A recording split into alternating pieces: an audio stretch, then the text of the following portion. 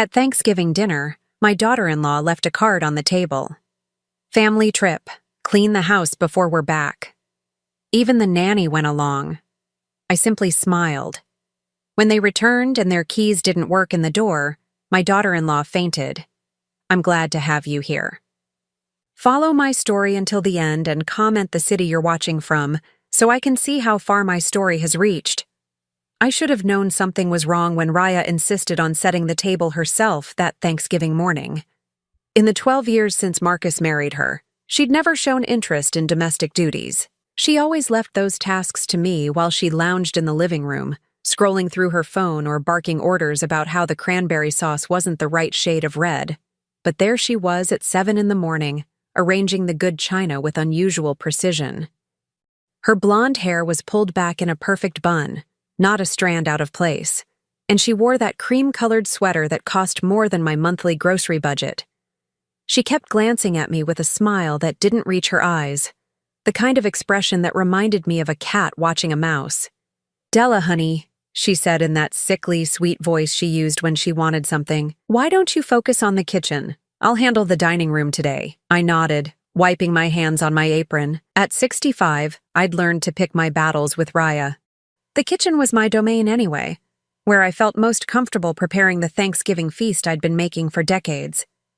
The same recipes my mother taught me, the same traditions I'd passed down to Marcus when he was small. The turkey was golden brown, the stuffing perfectly seasoned, and the sweet potato casserole bubbling in the oven just the way Marcus loved it. This was supposed to be my day, the one time of year when the whole family gathered in the house that had been my home for 43 years. The house where I'd raised Marcus after his father died, working 2 jobs to keep us afloat, sacrificing everything to give him the life he deserved. Marcus arrived first with the children, Emma, 10, and little Jake, 7. They ran to me with genuine excitement, their faces lighting up when they saw me. Emma hugged my waist tight. "Grandma Della, we missed you so much." Those moments made everything worthwhile. I held them close, breathing in their innocence, their pure love that asked for nothing in return. They didn't care that I wore the same dress I'd had for 5 years, or that my hands were rough from years of work. They just loved me. "I missed you too, sweetheart," I whispered into Emma's hair. "Go wash up. Dinner will be ready soon." Raya's parents arrived next, followed by Marcus's Uncle Tom and his wife, the house filled with chatter and laughter, the kind of warm chaos that reminded me why I loved the holidays. For a brief moment, I allowed myself to feel that familiar warmth of being surrounded by family. We gathered around the dining room table, the one I'd bought with my first Christmas bonus 20 years ago. Marcus sat at the head, looking handsome in his button-down shirt, though I noticed the stress lines around his eyes that hadn't been there when he was younger. Raya positioned herself to his right, her posture perfect, her smile radiant as she played the role of the perfect wife and mother. I took my usual seat, the one closest to the kitchen so I could jump up to refill dishes or grab forgotten items. It had become my designated spot over the years, though I couldn't remember exactly when that happened. "Before we say grace," Raya announced, her voice carrying that theatrical quality she used when she wanted to be the center of attention, "I have a little surprise for everyone." She reached under her chair and pulled out an envelope, cream-colored to match her sweater. Her fingers were perfectly manicured, a fresh French manicure that probably cost more than I spent on groceries in a week. "It's a family announcement," she continued, her smile growing wider. "Marcus and I have been planning something very special." My heart skipped. Were they expecting another baby? Moving closer? The possibilities raced through my mind as she opened the envelope with deliberate slowness, clearly enjoying the attention.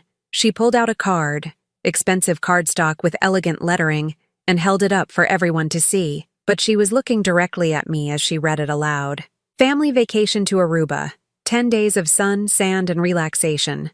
We leave tomorrow morning, and we'll be back December 5th. The table erupted in excitement. Emma and Jake cheered. Uncle Tom congratulated Marcus on the generous gesture, and Raya's parents beamed with pride at their daughter's good fortune.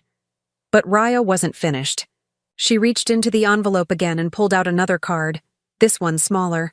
Her eyes never left mine as she slid it across the table toward me. "And this one is for you, Della." My hands trembled slightly as I picked up the card. The silence around the table was deafening as I read the words printed in that same elegant script. House sitting duties. Deep clean all rooms. Organize closets. Tend to plants. Expected completion by December 5th. Thank you for your service. The word swam in front of my eyes. Service. Like I was hired help. Like I was the maid. Not the woman who had raised the man sitting at the head of this table. Not the grandmother of the children who were now looking at me with confusion. I don't understand, I whispered, my voice barely audible. Raya's smile turned predatory. Well, someone needs to take care of the house while we're gone. You don't mind, do you?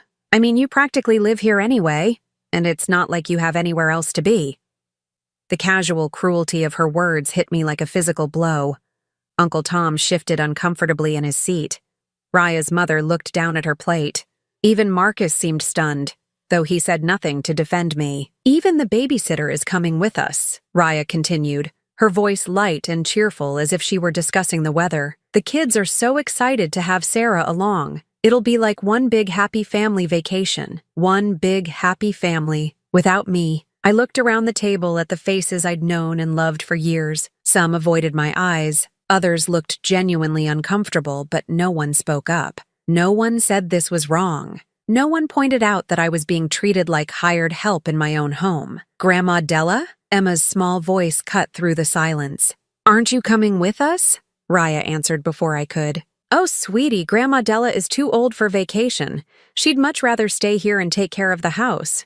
Wouldn't you, Della? The question hung in the air like a challenge.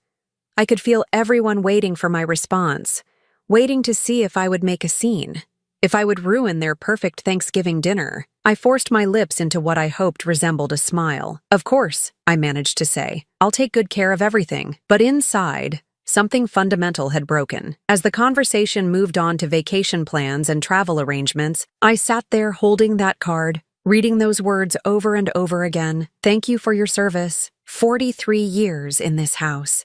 43 years of sacrifice, of putting my family first, of swallowing my pride and my dreams to make sure they had everything they needed. And this was how I was repaid, with a house-sitting assignment while they paraded off to paradise with the babysitter. The rest of the dinner passed in a blur.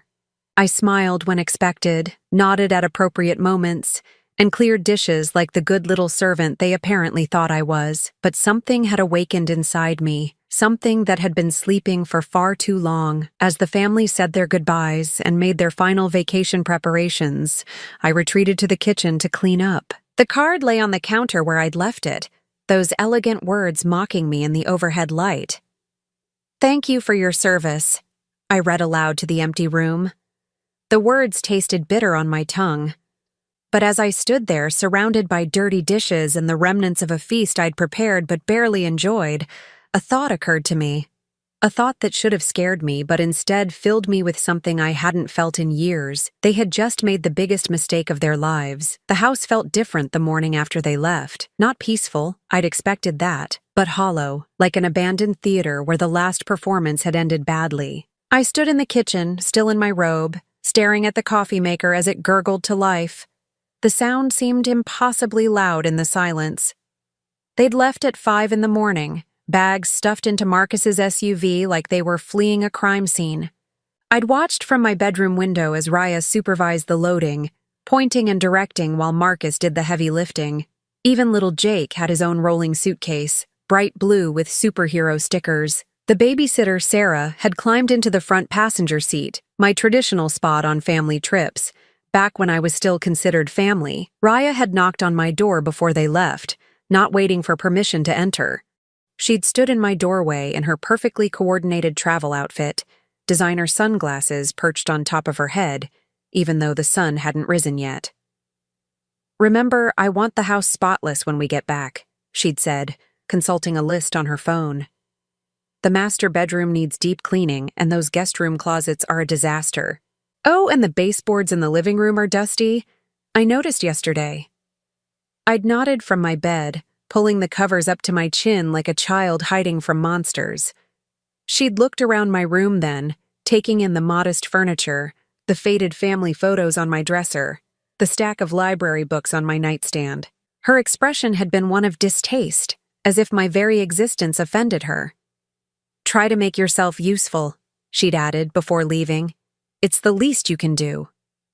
Now, hours later, I sat at the kitchen table with my coffee, that insulting card still lying where I'd left it. "Thank you for your service." The words had kept me awake most of the night, echoing in my head like a broken record. I'd raised Marcus in this kitchen, fed him breakfast every morning before school, helped him with homework at this very table, celebrated his victories, and comforted him through his defeats.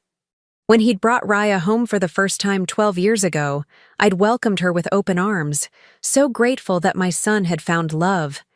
How naive I'd been. The changes had been gradual at first, subtle suggestions that maybe I was doing too much for Marcus, that maybe he needed space to grow into his role as a husband. Then came the comments about my cooking, my clothes, my opinions, always delivered with a smile, always framed as concern for my well-being. "Della, you work so hard," she'd say. "Maybe you should let Marcus and me handle the holiday planning this year. Della, that dress is so vintage. Have you thought about updating your wardrobe? Della, I think you might have misremembered that story.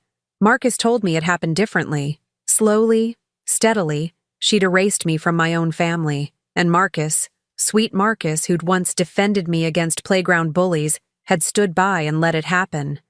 I got up to refill my coffee and caught sight of myself in the kitchen window's reflection. 65 years old, gray hair that needed cutting, wearing a robe I'd owned for a decade. When had I become so invisible? The morning dragged on. I tried to read, but the words swam on the page.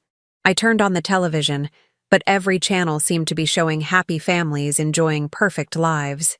Finally, I found myself standing in the hallway outside Marcus's old bedroom, the one Raya had converted into her personal closet and makeup room.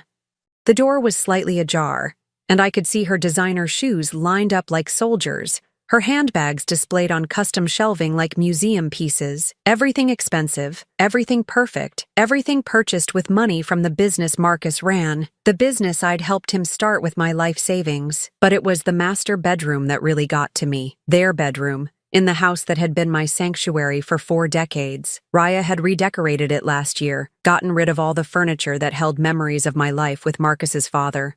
The bed where I'd read bedtime stories, the dresser where I'd kept family photos, the rocking chair where I'd nursed Marcus through childhood illnesses, all gone, replaced with stark modern pieces that looked like they belonged in a hotel.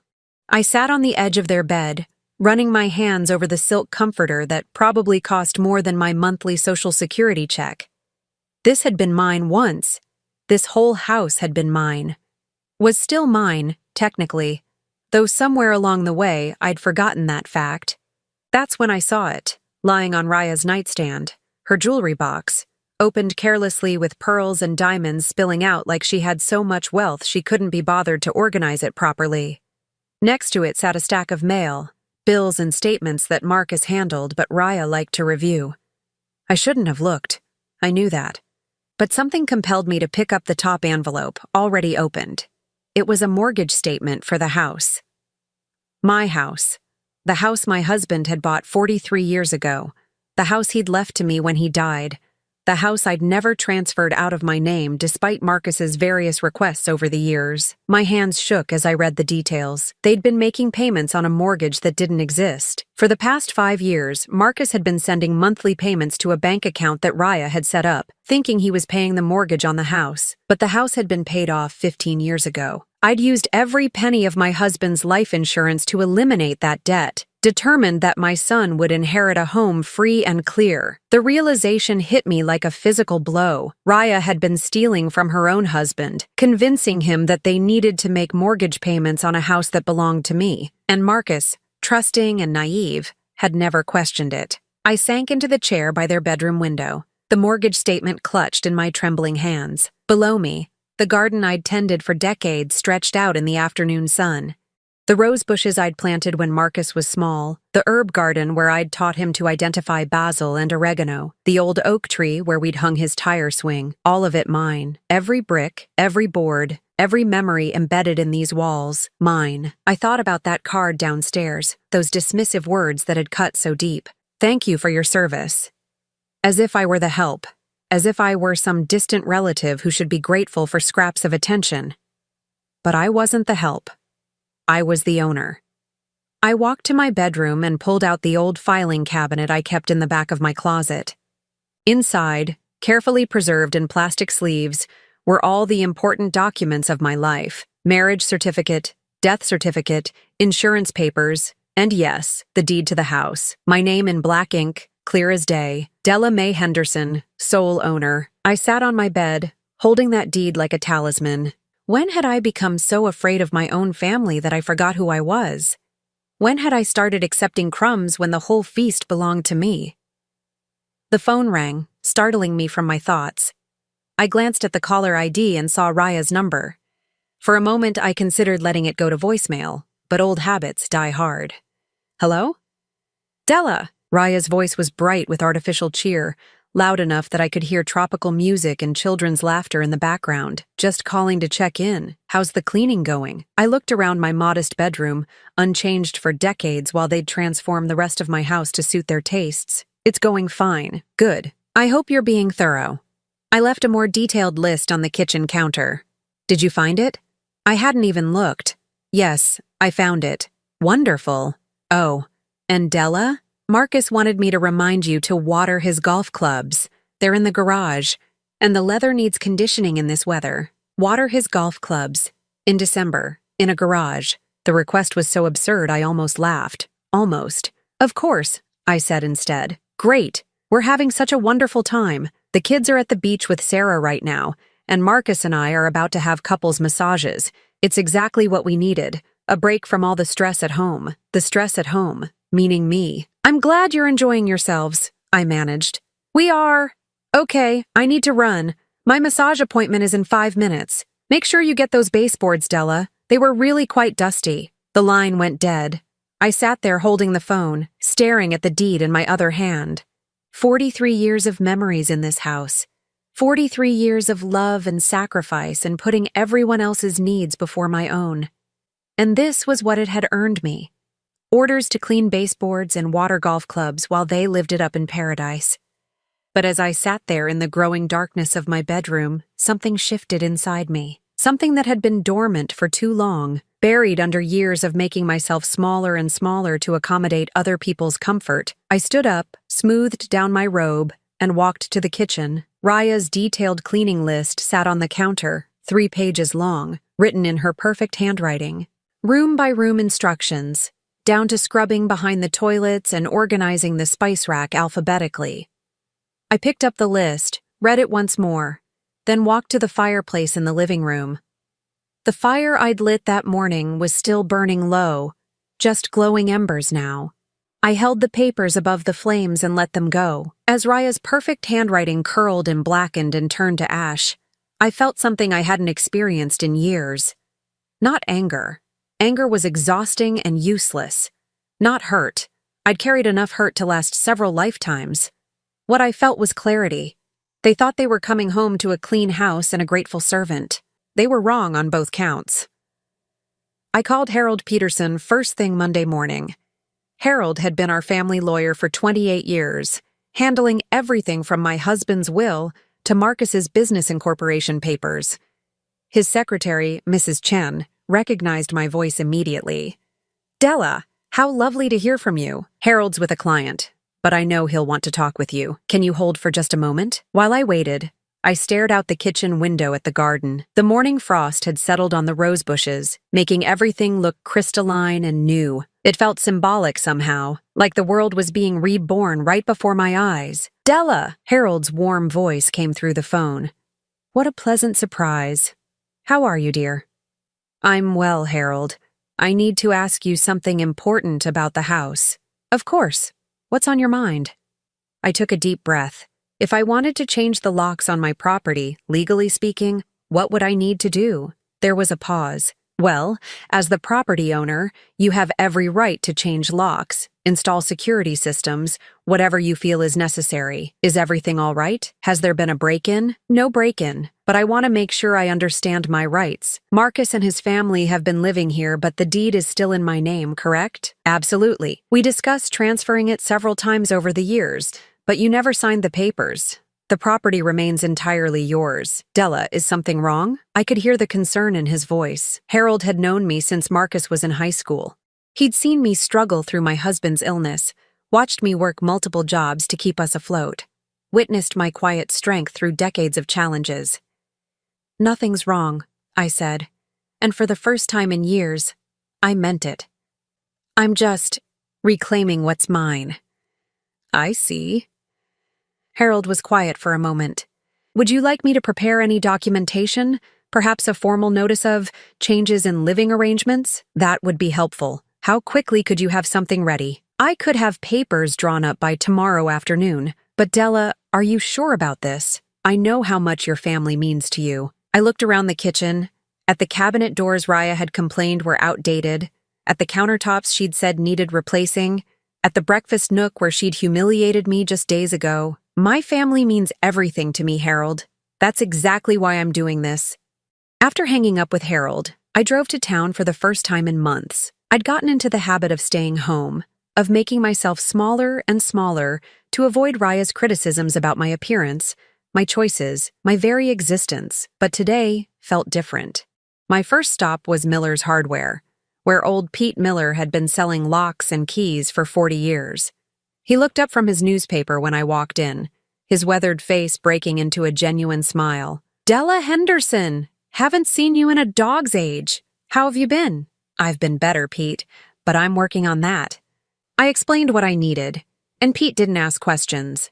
He just nodded and pulled out his sample book of lock sets, explaining the differences between standard locks and deadbolts, between basic security and high-end protection. This one here, he said, pointing to a brass deadbolt system.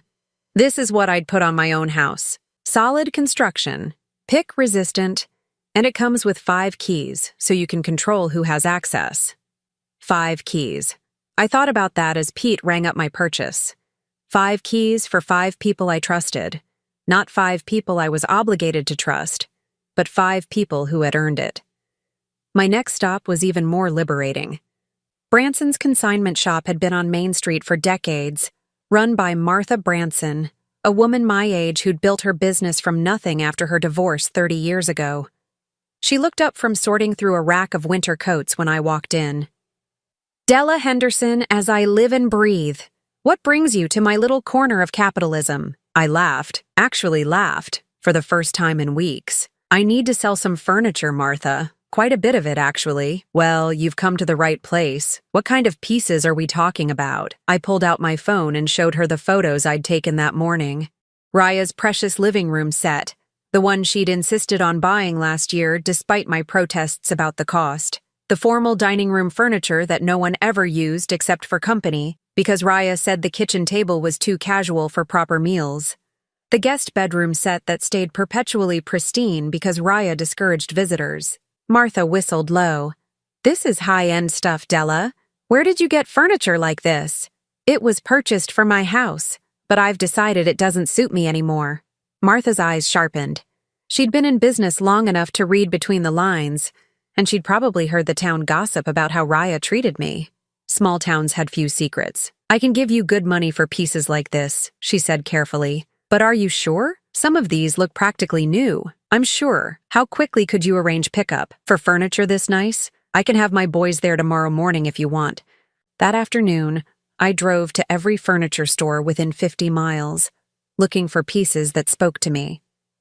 Not to some idealized version of what a proper house should look like, but to me. The woman who'd raised a son in this house, who'd tended gardens and cooked countless meals and created a home with her own hands and heart. I found a comfortable sectional sofa in soft blue fabric, the kind you could curl up on with a book without worrying about wrinkles. I bought a dining table made of reclaimed wood, scarred and imperfect and beautiful, with chairs that looked like they belonged in a farmhouse kitchen. I selected a bedroom set that was sturdy and simple, nothing fancy. but mine. The delivery truck started arriving Wednesday morning. Out went Raya's sterile perfection, and in came furniture that invited you to sit, to stay, to be comfortable. I rearranged everything, putting my favorite reading chair by the window where the morning light was best, setting up the kitchen table so I could watch the birds at the feeder while I ate breakfast. But the most satisfying moment came when I hung my photographs back up. The ones Raya had deemed too personal for common areas, the ones she'd banished to my bedroom to make room for her abstract art that meant nothing to anyone. Pictures of Marcus as a baby, of my husband and me on our wedding day, of 3 generations of family holidays and birthdays and ordinary Tuesday afternoons that had meant everything. Each photo went back in its rightful place, reclaiming the walls of my house with memories of my life. Mrs. Patterson from next door came by Thursday afternoon with a casserole and curious eyes. "I saw all the delivery trucks," she said, craning her neck to see into the living room. "Spring cleaning in December?"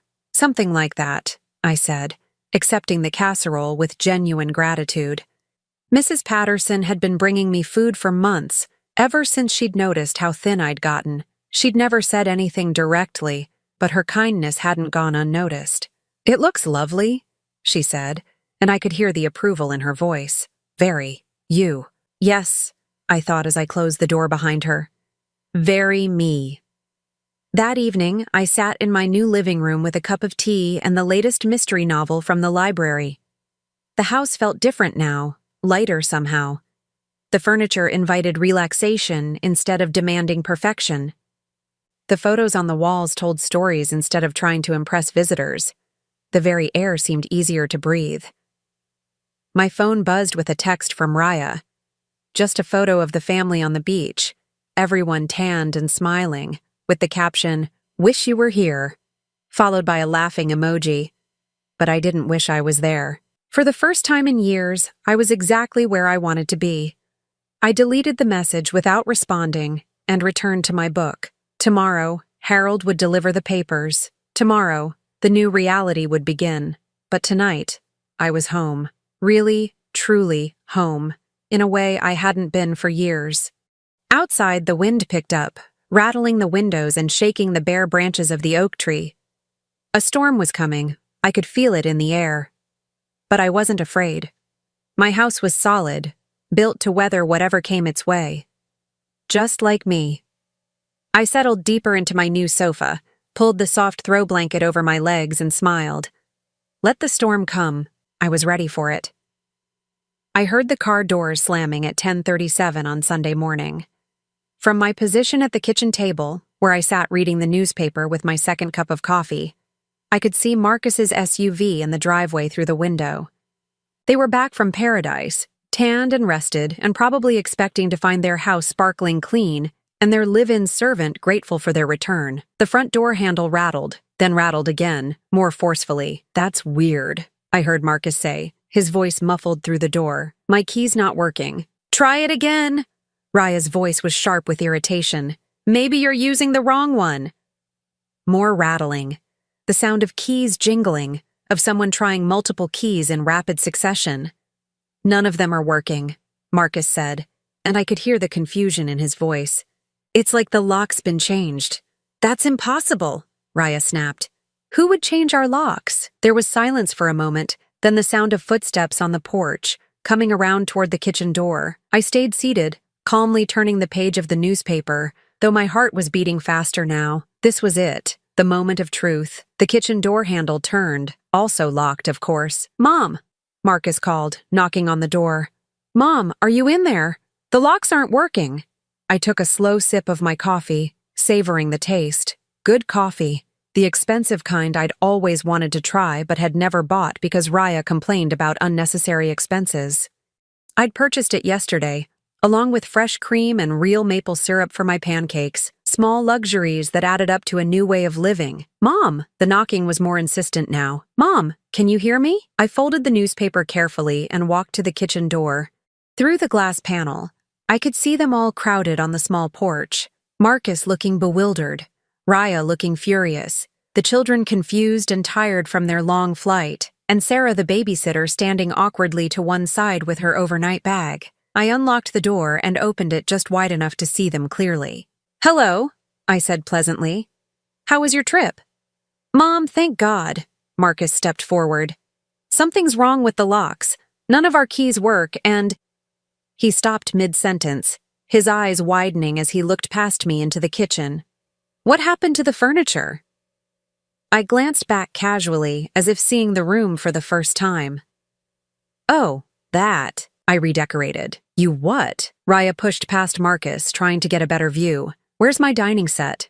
Where are my chairs?" "I sold them," I said simply. "They didn't suit me." Raya's face went white, then red, then a mottled purple color I'd never seen before. "You sold my furniture? You can't do that. That was expensive." "It was purchased for my house," I corrected gently.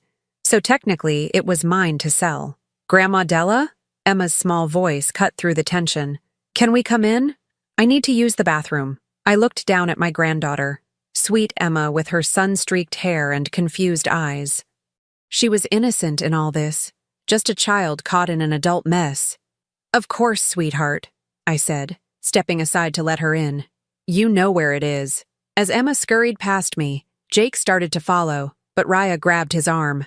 "No," she said firmly. "We all go in together." I raised an eyebrow. "Actually, you don't all go in together. This is my house, and I decide who comes in." The words hung in the air like a bomb that hadn't exploded yet. Marcus stared at me with his mouth slightly open. Sarah shifted nervously from foot to foot. Even little Jake seemed to sense that something monumental was happening. But it was Raya's reaction that was the most dramatic. Her face went through a series of expressions: confusion, disbelief, rage, and then something that looked almost like panic. "Your house?" She laughed, but it was a brittle, hysterical sound. "This is our house. We live here. We pay the mortgage." I tilted my head thoughtfully. "Actually, you don't pay the mortgage. There is no mortgage. This house was paid off 15 years ago." Marcus frowned. "That's not possible. I write a check every month to a bank account your wife set up." I finished for him. "Harold Peterson explained it all to me when I had him research the mortgage payments. Quite creative, actually. You've been paying rent to live in my house, except the money's been going into your wife's private account instead of to me." The silence that followed was deafening. I could see Marcus's mind working, processing what I'd just said, trying to make sense of it. Raya, meanwhile, looked like she might be sick. "That's not—" she started, then stopped. "You don't understand?" "I understand perfectly," I said calmly. "I understand that you've been stealing from your own husband while treating me like hired help in my own home. I understand that you convinced my son to pay for a mortgage that doesn't exist while you humiliated me at my own table." Marcus was staring at Raya now, and she was staring at the ground. The pieces were falling into place for him, and I could see the moment when he understood the full scope of what had been happening. "Raya," he said quietly, "is this true?" She looked up at him, her eyes wide and desperate. "Marcus, you don't understand. I was trying to help. I was saving the money for us, for our future." "You were stealing," he said flatly. "From me, from my mother." "I wasn't stealing." Raya's voice rose to a near shriek. "I was protecting our interests. Your mother doesn't need this house. She's old. She should be in a retirement home anyway. We're young. We have children.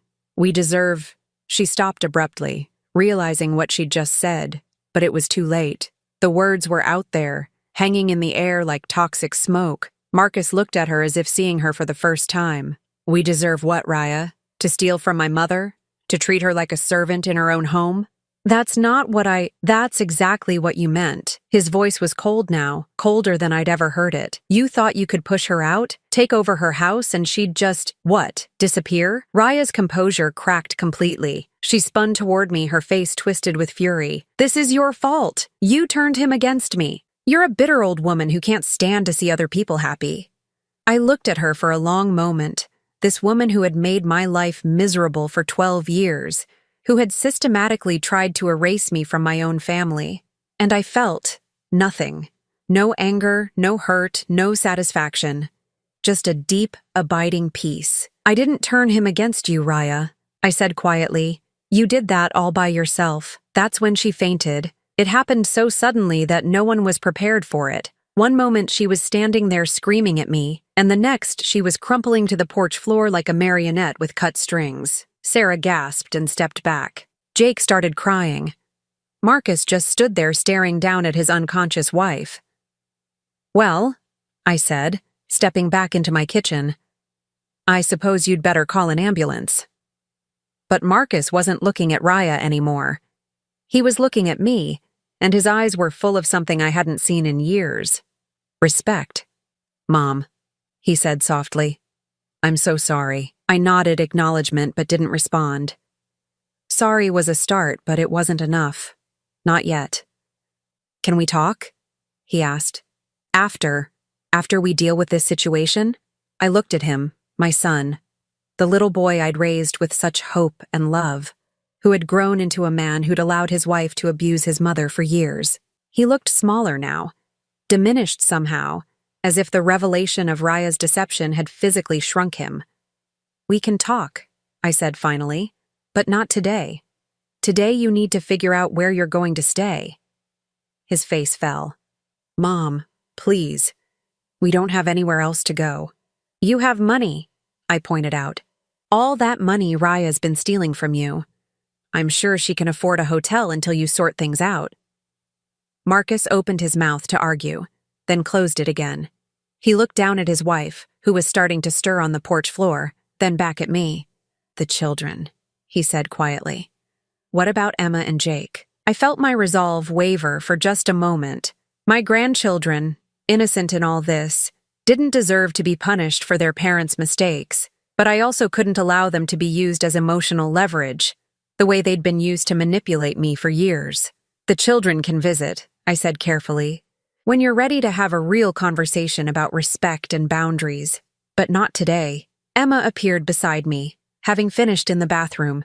She looked up at me with those big, trusting eyes. "Grandma Della, why is Mommy sleeping on the porch?" I knelt down to her level, smoothing her hair back from her face.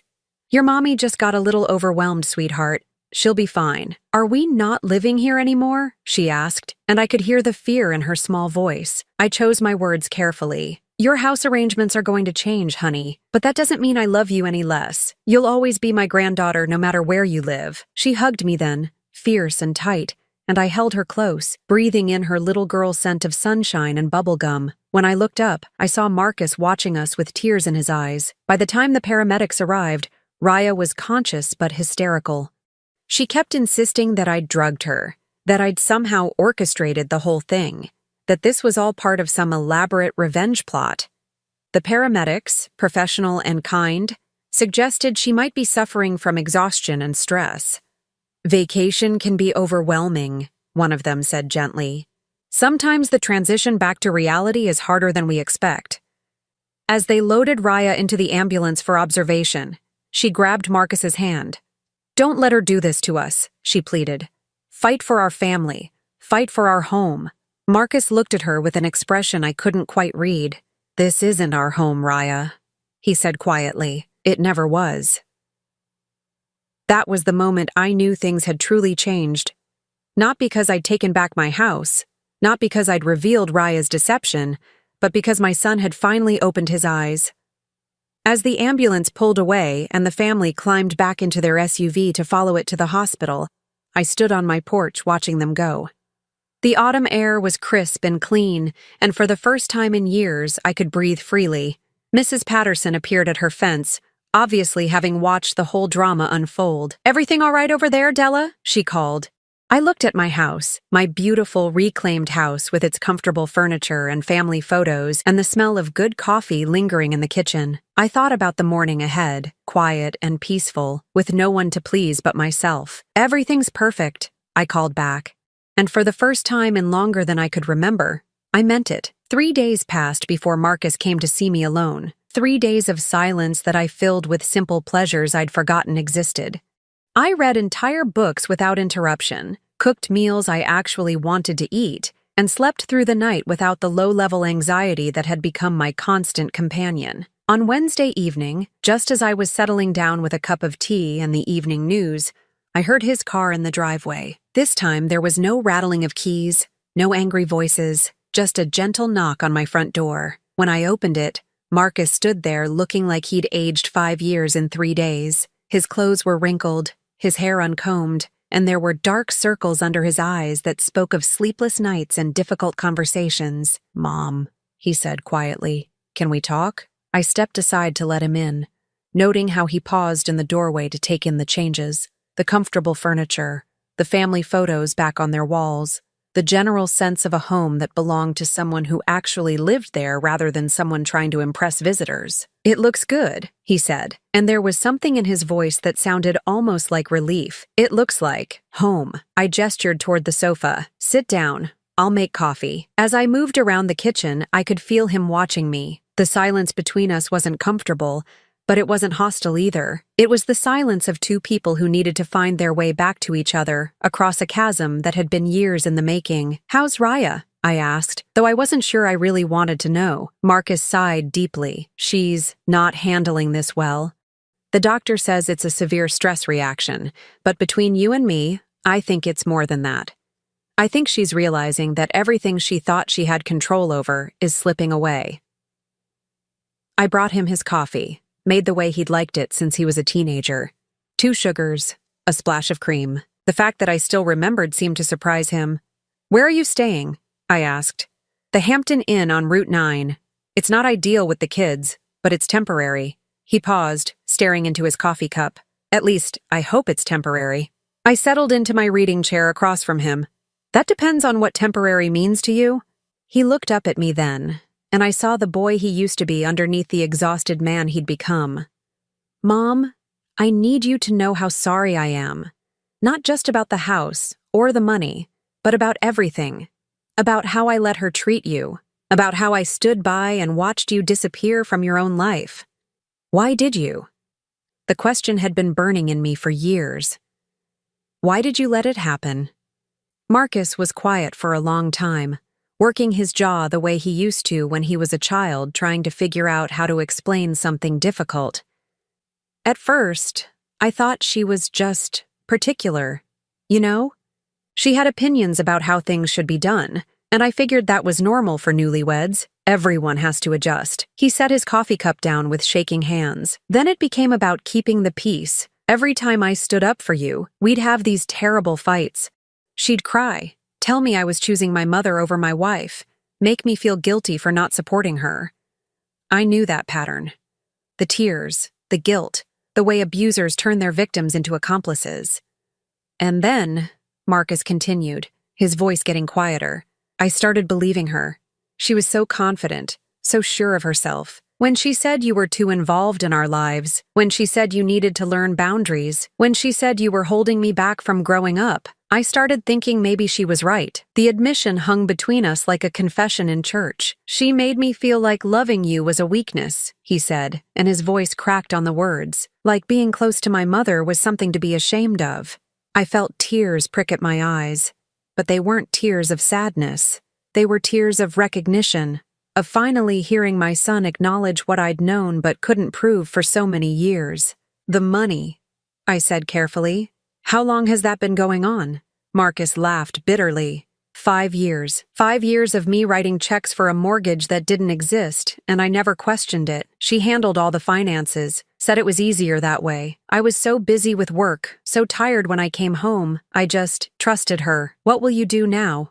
He looked around the room again, at the photos of his childhood, at the comfortable furniture that invited relaxation instead of demanding perfection. I don't know. I've been thinking about that for 3 days straight, and I honestly don't know. What do you want to do? The question seemed to surprise him. What do I want? Yes, not what you should do, not what's expected of you, not what will cause the least conflict. What do you want? He was quiet again, thinking. Outside, I could hear Mrs. Patterson's dog barking at something in the yard, the normal sounds of a neighborhood settling into evening. I want my kids to know their grandmother, he said finally. Really know her.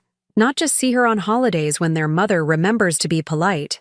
I want them to learn to cook from you the way I did. I want Emma to hear your stories about when I was little, and I want Jake to help you in the garden next spring. He paused, looking directly at me. And I want to remember who I was before I spent 12 years trying to be someone else's version of a good husband. What about Raya? The question I'd been avoiding. the one that would determine everything else. Marcus stared at his hands. She's threatening to take the kids if I don't fight you on the house. Says she'll prove you're an unfit grandmother, that you're too old to be around children unsupervised. His voice hardened. She's also threatening to claim I abused her, that the stress of living with you drove her to steal the money as some kind of survival mechanism. I felt a chill run through me. Do you think she'll follow through? I think Raya will do whatever she has to do to get what she wants. And what she wants is this house, your money, and complete control over the family narrative. He looked up at me with something that might have been resolve, but I'm not going to let her have any of those things. The simple statement carried more weight than a dozen apologies. What does that mean, practically speaking? I asked. It means I'm filing for divorce. It means I'm going to fight for custody of my children, and I'm going to make sure they know the truth about what happened here. It means I'm going to pay back every penny she stole, with interest, and I'm going to make sure everyone knows that this house belongs to you, and always has. I studied his face, looking for signs that he was just telling me what I wanted to hear. But what I saw was determination, the same stubborn streak that had gotten him through childhood challenges and helped him build his business. That won't be easy, I said. No, it won't. She's already started calling my business associates, telling them I've had some kind of breakdown. She's been on social media painting herself as the victim of elder abuse, claiming you've manipulated me into turning against her. He managed a weak smile. But you know what? I don't care anymore. I'm tired of living in fear of what she might do or say. We sat in comfortable silence for a while, sipping our coffee and processing everything that had been said. Finally, Marcus spoke again. Mom, I need to ask you something, and I need you to be honest with me. I nodded. Do you think you can forgive me? Not right away. I know I don't deserve that. But eventually? Do you think we can find our way back to each other? I looked at my son, this man who had hurt me so deeply, but who was finally trying to make it right. I thought about the years of small humiliations, the slow erosion of my place in his life, the way I'd been made to feel like an intruder in my own family. But I also thought about the little boy who used to climb into my bed during thunderstorms, who brought me dandelions from the yard like they were roses, who told everyone at school that his mom was the smartest person in the world. You're already forgiven, I said, and meant it. But forgiveness doesn't mean forgetting. It doesn't mean going back to the way things were. I wouldn't want to go back, Marcus said quickly. I want to go forward. I want to build something new, something honest. Then that's what we'll do. He smiled then, the first real smile I'd seen from him in years. It transformed his face, made him look like my son again instead of a stranger wearing his skin. Can I ask you something else? He said. I nodded. When you changed those locks, when you sold the furniture, when you decided to take your house back, were you scared? I considered the question. Terrified, I admitted. But you know what I realized? I'd been scared for years. Scared of rocking the boat, scared of causing conflict, scared of being seen as the difficult mother-in-law. Fear was making all my decisions anyway. At least this way, I was scared while doing something that mattered to me. Marcus laughed, and it was a sound I'd missed more than I'd realized. That's the most badass thing I've ever heard you say. Language, I said automatically, then laughed too. We talked for another hour, making tentative plans for the future. Marcus would bring the children by this weekend, if that was all right with me.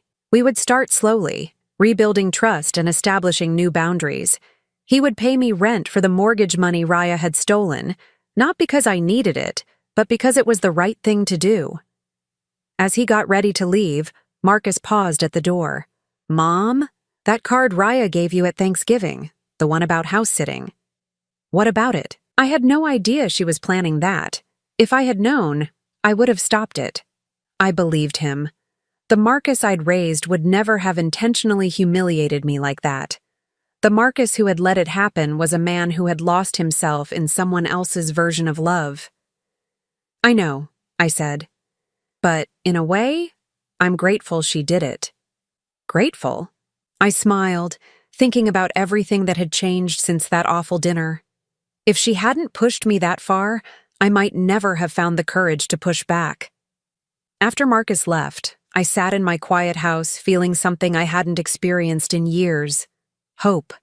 Not the desperate, clinging hope that things might somehow get better if I just tried harder to be perfect, but real hope, grounded in the knowledge that I had choices, that I had power, that I could shape my own life. The road ahead wouldn't be easy. Raya would fight dirty, and there would be difficult days when the children missed their mother or when Marcus wavered in his resolve. But for the first time in years, I felt equipped to handle whatever came next. I was no longer the woman who had sat at that Thanksgiving table accepting humiliation with a forced smile. I was Della Henderson, and this was my house, my life, my choice. And that made all the difference. 6 months later, I stood in my kitchen on a Saturday morning, teaching Emma how to make my famous chocolate chip pancakes. The same recipe I'd taught Marcus when he was her age. The same kitchen where 3 generations of my family had learned that cooking was about more than just food. It was about love, tradition, and taking care of the people who mattered to you. The secret is not to overmix the batter, I told her as she stirred with careful concentration. A few lumps are perfectly fine. Emma nodded seriously, taking her role as my apprentice very seriously. At 10, she was old enough to understand that something important had changed in our family dynamic, even if she didn't grasp all the details. What she did understand was that she now got to spend every other weekend with Grandma Della, learning recipes and hearing stories and being loved without conditions. Jake, now 8, was in the living room building an elaborate fortress out of couch cushions. He was younger, more adaptable, and had accepted the new arrangements with the resilience of childhood. His laughter echoed through the house, a sound that had been absent for too long. "Grandma," Emma said, lowering her voice conspiratorially, "Daddy says Mommy is getting better. Is that true?" I considered my answer carefully. Raya was indeed getting better in the clinical sense. She'd been receiving treatment for what her doctors diplomatically called adjustment disorder, with mixed anxiety and depressed mood. The reality was messier and more complex, involving medication, therapy, and a slow, grudging acceptance that the world she'd tried to create through manipulation and control had crumbled beyond repair. "Your mommy is working very hard to feel better," I said truthfully, "and that's good for everyone." The divorce had been finalized 2 months ago. Marcus had been generous in the settlement, more generous than Harold Peterson had advised, but I understood his reasoning. He wanted a clean break, wanted to start fresh without the bitter taste of a prolonged legal battle. Raya had moved back to her parents' house in Connecticut, and the children spent 2 weekends a month with her, carefully supervised visits that everyone hoped would eventually become more natural. I'd been worried about how Emma and Jake would handle the separation, but children are remarkably resilient when the adults in their lives are honest with them. Marcus had sat them down and explained, in age-appropriate terms, that sometimes grown-ups make mistakes that hurt the people they love, and that sometimes the best way to fix those mistakes is to make big changes. "Will you and Daddy get back together?" Emma had asked during one of our early weekend visits. "No, sweetheart," I'd told her, "but that doesn't mean your family is broken. It just means your family looks different now." And it did look different. Marcus had moved into a small rental house just 10 minutes away, close enough that the children could ride their bikes to visit me, but far enough that we all had our own space. He came by most Sunday mornings for coffee and conversation, sometimes staying for lunch, rebuilding our relationship one careful conversation at a time. The business was thriving. Free from Raya's expensive tastes and her constant pressure to maintain appearances, Marcus had been able to focus on the work he actually enjoyed, rather than chasing prestigious clients who drained his energy and his resources. He looked healthier now, less stressed, more like the son I remembered. "Grandma Della," Jake's voice called from the living room, "can you come see my castle?" I wiped my hands on my apron and went to admire his architectural masterpiece. The entire living room had been transformed into an elaborate kingdom of cushions and blankets, with towers and bridges and secret passages that only an 8-year-old mind could envision. "This is magnificent," I said, and meant it. "Are you the king of this castle?" "No," Jake said solemnly. "You are. You're the queen, and Emma's the princess, and Daddy's the knight who protects us from dragons." I felt my throat tighten with emotion. In Jake's innocent world-building, I was the queen, not the servant, not the inconvenience, not the person who should be grateful for scraps of attention. The queen. That's a very important job, I said seriously. What are my royal duties? Jake thought about this carefully. You have to make sure everyone has enough pancakes, and you have to tell stories about when Daddy was little, and you have to give the best hugs in the kingdom. I think I can handle that, I said, gathering him into my arms for a demonstration of my royal hugging abilities. The front door opened, and Marcus walked in carrying a bouquet of flowers from his garden, daffodils and tulips, the first blooms of spring. It had become his tradition, bringing me flowers every Sunday, a small gesture that meant more than he probably realized. Something smells amazing in here, he said, hanging his jacket on the coat rack I'd moved back to its original position by the door. Emma's making pancakes, I announced proudly. She's becoming quite the chef. Emma beamed at the praise, flipping a pancake with the concentration of a surgeon. She'd inherited the family cooking gene, that same instinctive understanding of flavors and timing that had skipped her father entirely. We ate breakfast together at my kitchen table, the four of us fitting comfortably around the reclaimed wood surface I'd chosen to replace Raya's formal dining set. The conversation flowed easily. Emma's upcoming school play, Jake's soccer practice, Marcus's plans to expand his business, my new book club at the library. It was ordinary and perfect, and nothing like the tense, performance-based meals we'd endured for so many years. After breakfast, Marcus helped with the dishes while the children returned to their various projects. We worked in comfortable silence, falling back into the rhythm we'd had when he was young, and it was just the two of us against the world. "Mom," he said quietly, drying a plate with careful attention, "I've been thinking about something."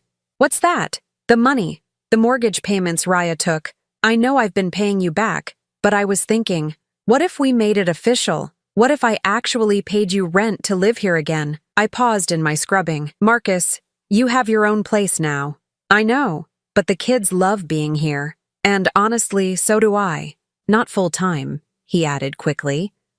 "I'm not asking to move back in completely. But maybe we could work out an arrangement where I stay here a couple nights a week, when the kids are here for their weekends." I considered this. The house was large enough, certainly. The spare bedroom had been empty since I'd sold Raya's guest room furniture, and it would be nice to have more help with the children. But more than that, it would be a return to something that felt like family, like the 3 generations sharing space and stories and daily life. "What would that look like?" I asked. "I was thinking Friday and Saturday nights when the kids are here, maybe Sunday nights too if that works for you. I'd pay my share of utilities, help with groceries, take care of any maintenance issues." He paused. "And I'd follow your house rules. Your house, your rules." The phrase that had once been a source of conflict now felt like a gift, like an acknowledgement of something that should have been obvious all along. "I'd like that," I said simply. His face lit up with relief and joy. "Really?" "Really.